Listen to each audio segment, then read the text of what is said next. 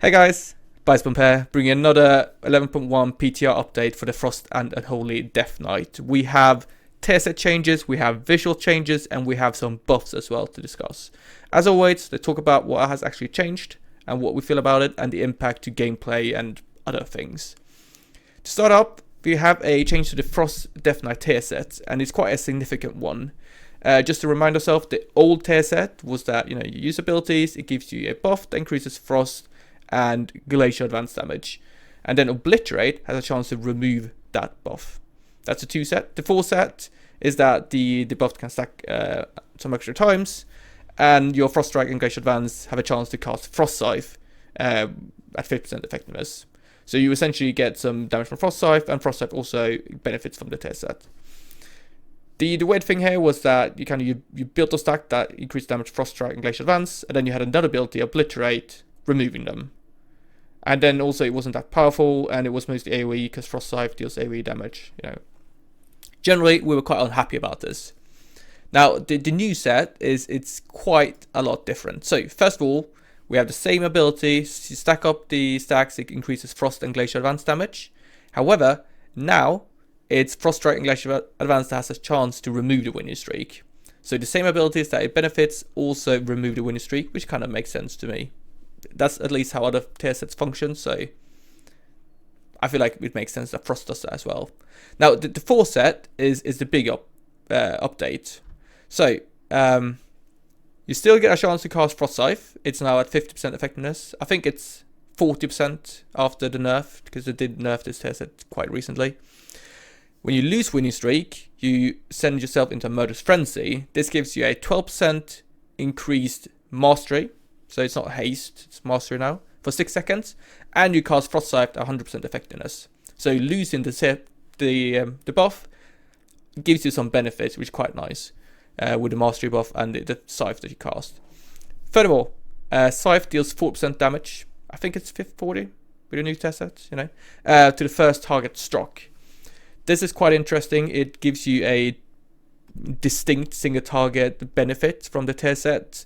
And it also makes Scythe a viable pick in single target. It's not part of this setup, but Scythe dealing 4% more damage is quite significant, and you can now run it as kind of viable. I don't know. I think there was 1% difference from a Scythe build compared to non-Scythe. It makes it more viable, which is quite interesting and fun because it's an ability we haven't seen played much recently. Now, overall, this makes the tier set significantly more powerful. The latest sims I saw was that, previously, it increased our damage by around 5%-ish, same as the previous tier set. These changes, we go up to around 9%. I'm not sure if that was before or after the recent minor nerfs to the tier set, but it's significantly stronger. I also think it's quite nice, as I said, it feels more natural that your buff for Frost Scythe and Glacial Advance gets removed by Frost Strike and Glacial Advance. And it's also nice when you lose the buff, you actually get a benefit, both from the Scythe use and from the increased mastery. It doesn't really impact our gameplay. It does, as I said, make Frost Scythe a little bit more enticing. It generally benefits non-breath builds a little bit more due to the Frost Strike buff damage, but it's not too much. I'm not sure at this point whether or not breath is going to win over Frost Strike heavily focused builds. We'll see. But nowadays, breath isn't that much of a defining ability anymore, even for breath builds. So I don't know. Overall, I'm very happy about this. I think tier set makes a lot more sense. It's more powerful, more fun. So overall, very happy. Now let's talk about visual changes. So 2 abilities that are impacted here. We have Glacial Advance has gotten a bit of a glow up. I'll have some footage in the background. You can have a look at it. It looks a bit better. I don't know. I quite like it. We also have that Defile has received a makeover, and I'm not too sure how to feel about that one. I need to play around with it a little bit more to see if it covers up ground mechanics, but overall on the PTR, I'll have some PTR footage up there. You'll see that ground mechanics are now much more visible. They have done an amazing job at defining the ground mechanics, so you clearly see the perimeter, and hopefully that will help a little bit with Defile.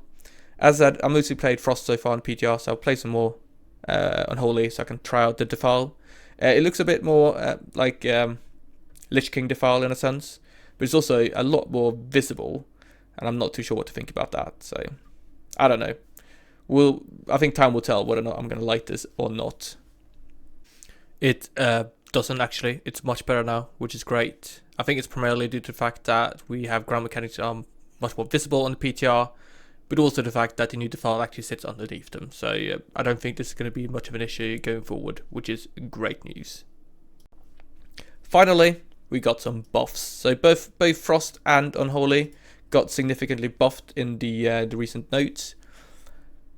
Let's have a look at it. So Frost, we got Obliterate damage buffed, Frost Strike damage buffed, we got Rhyme buffed, we got Breath buffed, and then you can see the Force bonus will change to Mastery as well, which I talked about previously. I think importantly, if you look at the percentage values, both Obliterate, Frost Strike, and Rhyme are proportionally buffed more than Breath. This means that non-Breath builds are benefiting from this a bit more than Breath builds. We'll see if this is sufficient to move away from Breath. We'll never know. I feel like Breath always finds a way to become meta, but maybe not. Both the tier set and these buffs benefit other builds. I don't know. We'll see. I think it works out to around 6-7% buff overall. I think this is mainly if you look at the stats from the raid. Frost is at the absolute bottom.